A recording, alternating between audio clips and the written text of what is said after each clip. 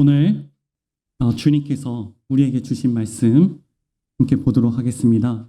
누가복음 18장 13절 말씀입니다. 누가복음 18장 13절 말씀입니다. 오늘 이 말씀을 읽을 때 지금도 살아계시고 지금도 우리와 함께 하시는 주님의 음성을 듣기를 간절히 원합니다. 함께 읽도록 하겠습니다. 시작! 세리는 멀리 서서 감히 눈을 들어 하늘을 우러러 보지도 못하고 다만 가슴을 치며 가로되 하나님이여 불쌍히 여기소서 나는 죄인이소이다 하였느니라. 아멘. 제가 다시 한번 읽도록 하겠습니다. 세리는 멀리 서서 감히 눈을 들어 하늘을 우러러 보지도 못하고 다만 가슴을 치며 가로되 하나님이여 불쌍히 여기옵소서 나는 죄인이로소이다 하였느니라. 아멘. 먼저 우리가 주일날 선포된 말씀들을 지금까지 말씀들을 정리하면 다음과 같습니다. 성경에는 두 종류의 사람이 있다고 했죠. 창세기 2장 7절에 따르면 흙으로 된 사람과 생명이 된 사람. 우리 함께 읽어보도록 하겠습니다. 창세기 2장 7절입니다. 시작! 여호와 하나님이 흙으로 사람을 지으시고 생기를 그 코에 불어넣으시니 생명이 된지라. 흙으로 된 사람은 하나님과 함께하지 않는 사람입니다. 생명이 된 사람은 하나님과 함께한 사람입니다. 그래서 이 세상의 모든 사람들 가운데 인생의 목표는 한 가지만 있다고 했습니다. 흙으로만 된 사람은 그 사람에게 인생의 목표는 무엇이죠? 하나님과 함께하는 인생. 그러면 하나님과 함께한 사람, 즉 생명이 된 사람의 인생의 목표는 무엇이죠? 하나님과 관계가 더 깊어지는 것. 그럼 우리의 인생의 목표는 무엇입니까? 결국엔 하나라고 볼 수 있죠. 하나님과 함께하는 것. 여기까지 우리가 지난 주일 동안 계속해서 선포된 말씀을 정리한 것입니다. 여기 계신 모든 분들 정말 우리의 인생의 목표가 하나님과 함께하는 것이 되길 원합니다. 다른 것에 있는 것이 아니라 이 세상에서 내가 어떻게 하면 잘 살까? 어떻게 하면 더 드러날까? 그런 세상의 기준이 아니라 정말 하나님이 기준이 되는 우리의 남은 여생이 되기를 간절히 원합니다. 그러면 죄는 무엇인가요? 죄는 무엇인가요? 바로 하나님과 함께하지 않는 것이 죄입니다.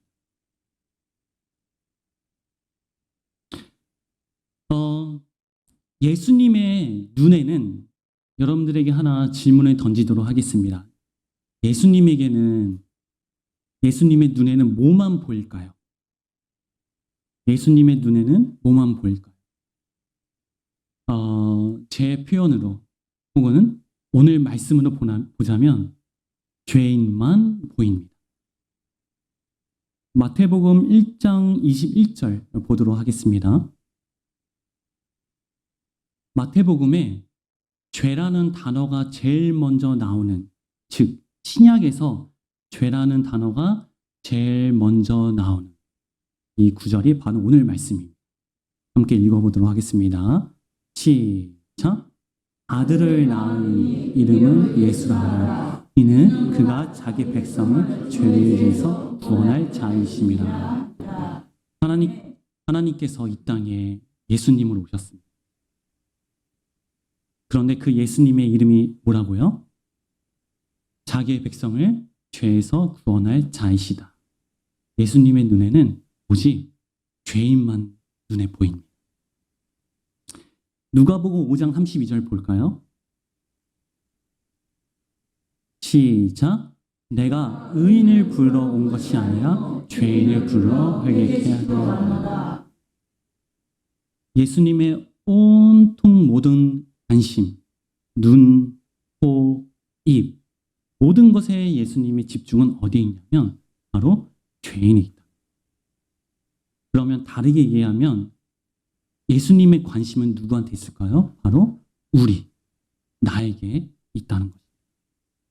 오늘 누가복음 5장 32절 말씀처럼 예수님은 의인을 구하러 오신 게 아니라 죄인을 구하러 오신 것입니다. 그럼 죄인인 우리는 어떻게 해야 할까요? 죄인인 우리는 어떻게 해야 할까요? 마태복음 9장 2절 말씀 보도록 하겠습니다. 오늘 이 말씀은 신약 성경에서 이 죄라는 단어가 제일 처음 나온 사건입니다. 이 죄라는 단어가 제일 처음 나온 사건입니다. 그러면 제일 중요하겠죠? 함께 읽어보도록 하겠습니다. 시작! 침상에 누운 중풍병자를 사람들이 데리고 오니 예수께서 저희 믿음을 보시고 중풍병자에게 이르시되 소자야 안심하라 네 죄사함을 받았느니라. 아멘. 오늘 이 말씀은, 이 사건은 아마 여러분들 다 알 것입니다. 중풍병자가 있었어요. 의식은 있고 숨은 쉬지만 사실상 거의 죽은 시체나 다름없는 존재죠. 그런데 그 중풍병자를 친구들이 혹은 주변의 사람들이 데리고 와서 예수님께 데리고 오는 장면입니다. 그리고 그 사건 속에서 예수님께서 말씀하십니다. 예수께서 저희 믿음을 보시고 중풍병자에게 이르시되 소자야 안심하라 네 죄 사함을 받았느니라. 본 절에서 예수님은 누운 중풍병자를 비롯한 데려온 사람들의 믿음을 다 보셨습니다. 그런데 예수님께서 죄 사함을 받았다고 한 사람은 누구죠? 누워있는 그 중풍병자에게 네 죄 사함을 받았다라고 말씀하십니다. 다르게 이해하면, 그러니까 제 표현대로 말씀을 드리면 중풍병자는 죄인에서 의인이 된 것이고 중풍병자를 데려온 친구들은 여전히 죄인이란 의미라는 거예요. 그러면 여기서 중풍병자가 한 것이 무엇일까요? 죄인인 우리는 지금 이 죄라는 단어가 제일 처음 나온 이 신약 성경에서 나온 제일 첫 사건에서 이 중풍병자가 죄인에서 의인으로 된 것, 그렇죠? 그 행동을 그 중풍병자가 한 것을 똑같이 우리가 하면 되는 것이죠. 그러면 중풍병자가 한 것이 무엇일까요? 제 표현대로 말씀드리면 중풍병자는 무엇을 한 행동이 없습니다. 우리가 9장 2절에서 다시 한번 볼까요? 마태복음 9장 2절 시작! 침상에 누운 중풍병자를 사람이 데리고 오거늘 예수께서 저희 믿음을 보시고 중풍병자에게 이르시되 소자야 안심하라 내 죄사함을. 자, 말씀을 그대로 보여주세요. 여기서 중풍병자가 한 것이 무엇일까요? 써있는데요. 침상에 누운 것. 그냥 누워있는 것. 제 표현으로 말하자면 그냥 시체처럼 나온 거예요. 시체처럼. 중풍병인잔 채로 시체처럼 예수께 나아온 것입니다. 즉 죄인인 채 나는 아무것도 할 수 없는 죽은 존재, 즉 시체다. 죽은 채로 예수님께 나아온 것입니다. 이게 바로 중풍병자가 한 것이에요. 이에 반해 다른 친구들은 어떻게 나왔죠? 중풍병자를 데리고 나왔습니다. 즉, 살은 채로 나왔죠. 제 표현대로 말씀드리면 죽은 죄인인데도 불구하고 나는 살아있어. 나는 내 능력으로 살 수 있어. 살아있는 채로 예수님께 나왔습니다. 앞서 정리한 대로 우리는 이미 모두 하나님을 떠난 죄를 저지른 죽은 자입니다. 죄인입니다. 내가 중풍병자는 내가 살아있음에도 불구하고 죽은 척, 누운 척 하면서 예수님께 나온 것이 아닙니다. 정말 나는 죽은 자구나. 나는 아무것도 할 수 없구나. 더 나아가서 나라는 게 없는 존재로서, 즉 나는 죄인입니다. 나는 죽은 시체입니다.